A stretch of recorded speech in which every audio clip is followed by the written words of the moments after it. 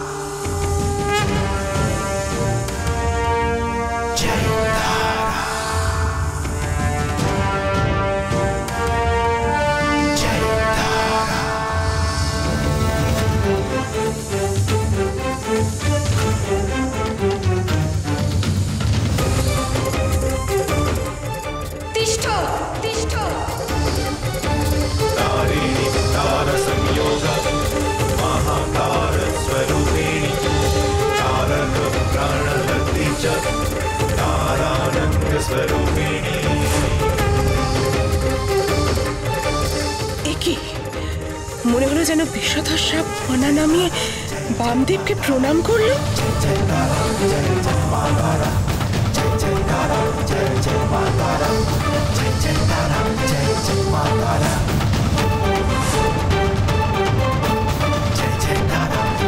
কি ও কি আমায় ছবল মারবে?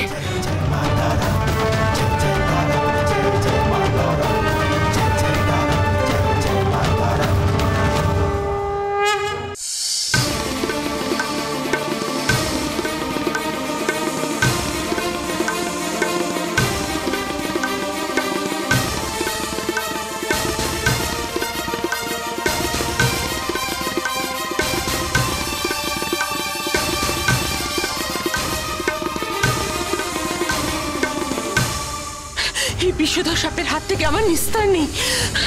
সাপের ছোবলের হাত থেকে যে বাঁচবো সেই শক্তিও তো আমার নেই।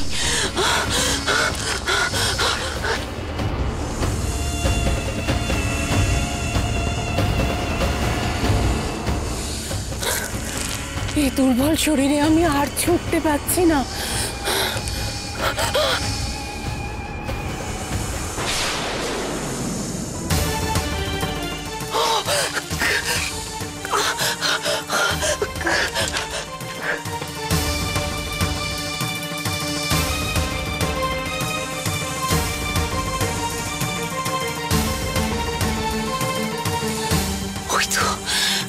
রাজবাড়ি, ওর ভেতরে গিয়ে আশ্রয় নিলে হয়তো এর থেকে বাঁচতে পারবো।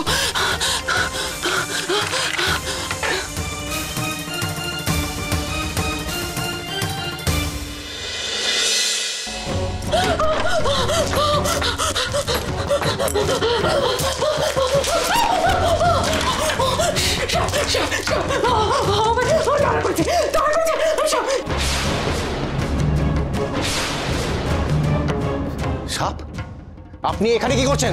সাপ সাপ আমাকে তাড়া করেছে, আমি সাপের ভয়ে রাজবাড়িতে ঢুকে পড়েছি। কি? সাপ আপনাকে তাড়া করেছে? আমি সাপ নিয়ে বামদেবকে মারতে গিয়েছিলাম, কিন্তু সাপ বামদেবকে ছোবল না মেরে ফোড়া তুলে আমাকে তাড়া করেছে। আমাকে কি বলছেন কি আপনি? সত্যি বলছি, বড় করে আপনি বিশ্বাস করুন, সত্যি বলছি। তার মানে এই সুযোগটা আপনি হারালেন, এই সুযোগটা পেয়ে আপনি বাবাকে মারতে পারলেন না। আপনার উপর ভরসা করে আমি শুধু ঠকেই চলেছি। ব্যাস, আর নয়, এবার বাবাকে আমি শেষ করব, যেভাবেই হোক। রাত এখনো বাকি আছে, আমি বাবাকে শেষ করতে যাচ্ছি।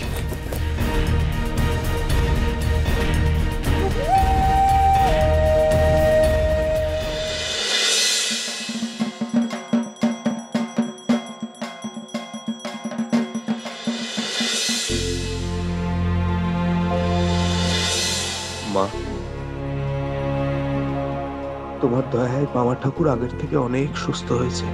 এবার থেকে পুরোপুরি সুস্থ করে দাও মা।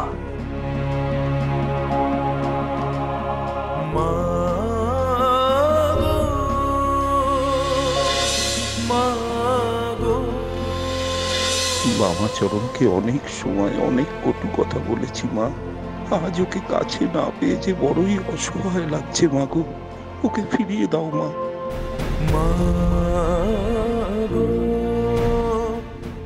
মা গো, মন্দিরে দাঁড়ানো প্রত্যেক ভক্তই আজ একটাই প্রার্থনা জানাচ্ছে, মা তাদের প্রার্থনা স্বীকার করো মা। বামাকে তুমি এখানে ফিরিয়ে নিয়ে এসো মা, ফিরিয়ে নিয়ে এসো।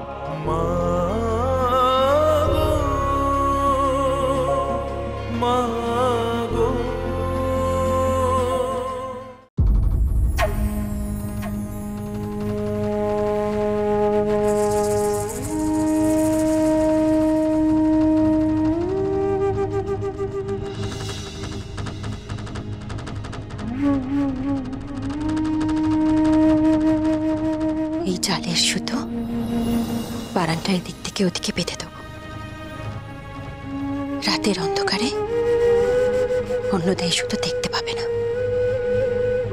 তারপর পায়ে জড়িয়ে উমড়ি খেয়ে পড়বে, আর তাতেই নষ্ট হবে ওর গর্ভের সন্তান।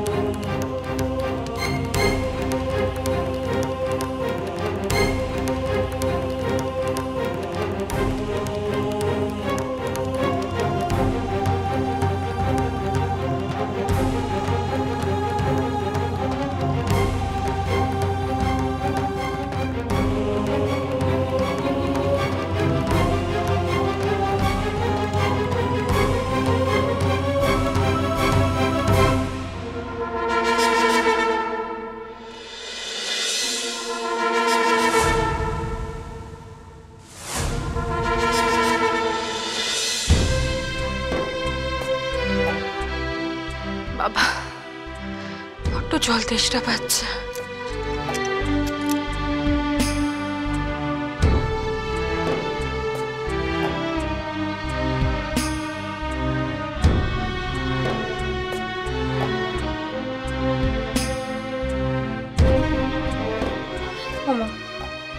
কুটোতে তো জল নেই, পারুল হয়তো জল ভরতে ভুলে গেছে।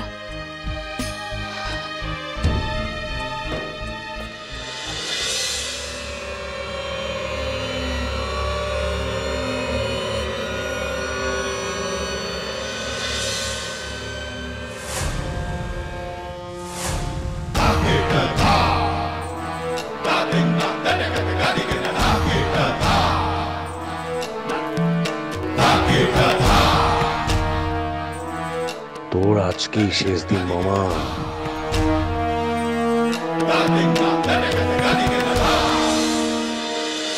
মহাবীর